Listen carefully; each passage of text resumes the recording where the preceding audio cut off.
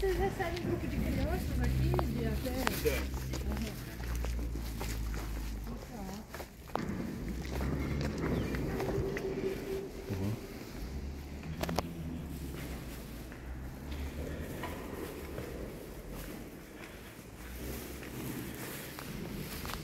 Então, pessoal, passa um pouquinho das informações, né, da história da igreja para vocês e vai falar da parte da arqueologia, que foi encontrar esqueletos humanos enterrados, e da paleontologia. Né? Ano passado foi encontrado, fragmentos de fósseis de animais.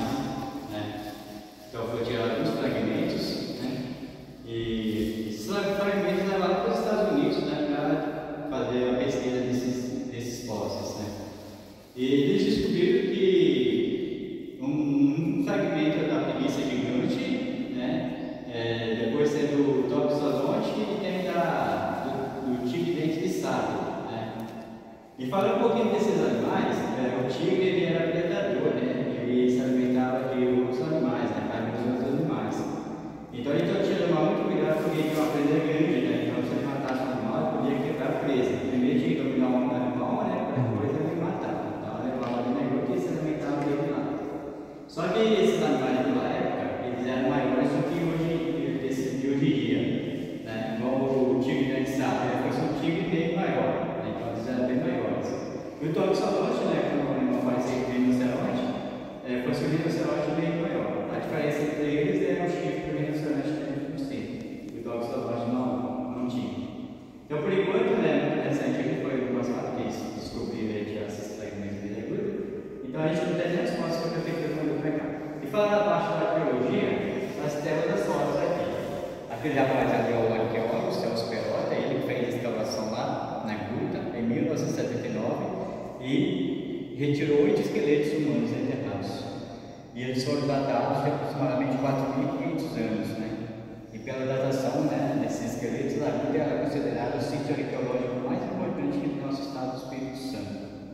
Então, esses 8 esqueletos, Celso Perota, na época, era professor da UFES virtual, em 79, então ele era o Instituto Cristão lá em Vitória, onde foi feito estudo e pesquisas. E naquela época, 4.500 anos, que habitava a região dos índios, nós temos a imagem da tribo de Guizal. A tribo deles era da tribo dos Curis, né, coroados. Significava a palavra Curi, porque eles eram considerados tímidos e mansos. E coroado era o homem que cortava o cabelo, em forma de cuia ou coroa, né? Coroado.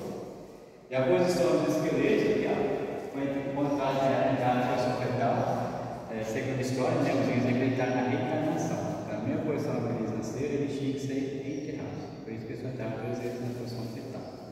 E os esqueletos estavam em estado de conservação e preservação, porque lá na gruta, a gente vai observar depois lá, igual choveu, né, na semana passada, e aquele lugar lá não vai, porque a rocha protege a chuva. Então o espaço lá é bem seco mesmo, por isso que os esqueletos ficaram bem preservados. A altura dos índios na época tinha uma estatura baixa, eles tinham 1,35 m máximo, 1,65 m de altura, então a estatura deles era bem baixinha. E falando da parte religiosa, lá na gruta nós temos o primeiro estado da imagem de Nossa Senhora de Lourdes. Então aqui a procissão pessoal da comunidade fez em 1935 levar a imagem da Santa lá na gruta. E todo ano em fevereiro, né, a comunidade faz a festa em louvor a Santa. É celebrada a Santa Missa lá na entrada da gruta. E a Nossa Senhora de São Paulo que está aqui, ela foi trazida pelos padres jesuítas na data de 1625. Eles vieram lá no litoral na época, né, os padres, e vieram catequizar os índios que tinha aqui no interior do estado. Chegando aqui, eles construíram a igreja, né, aqui na região, e colocaram a Santa como padroeira dessa igreja. Só que na época também vinha os bandeirantes para cá garimpar o ouro, né, que havia aqui, só que invadiram a terra dos índios, né, e os índios não gostaram. Então houve muitos conflitos aqui na época entre índios e bandeirantes. Sim. E a história foi que a batalha mais sangrenta, ela foi aqui perto da gruta, na data de 1771. E depois dessa batalha, o que os índios fizeram? Eles expulsaram os padres e os bandeirantes que estavam por aqui, e quando a fuga deles aqui da região, eles passaram na igreja, levaram a Santa, levaram os filhos e levaram a pia batizinal que estava na igreja. E eles voltaram lá para o litoral, lá para o Itapimeira, sim, já lá. E a igreja ficou aqui na época, foi destruída pelos índios, né?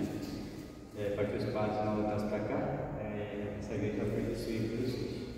E aqui nós temos a data, 12 de fevereiro de 1984. quando a gruta foi tomada pelo Conselho Estadual de Cultura, né, como patrimônio natural do nosso estado do Espírito Santo. Só que nessa época aí a gruta estava abandonada e o pessoal está fazendo muito vandalismo ali na gruta. Então a prefeitura aqui do nosso município, né, de Castelo, em 2006, ela fechou para o pessoal da comunidade para cuidar, para preservar ele. E essa obra aqui do Centro de Ensino da Gruta é uma parceria entre o governo do estado e a prefeitura de Castelo. Dia 21 de julho vai completar 13 anos que foi inaugurado. E foi feita a votação pela internet das maravilhas do nosso município de Castelo e a gruta foi 17 maravilhas aqui no nosso município. Show, com certeza merece.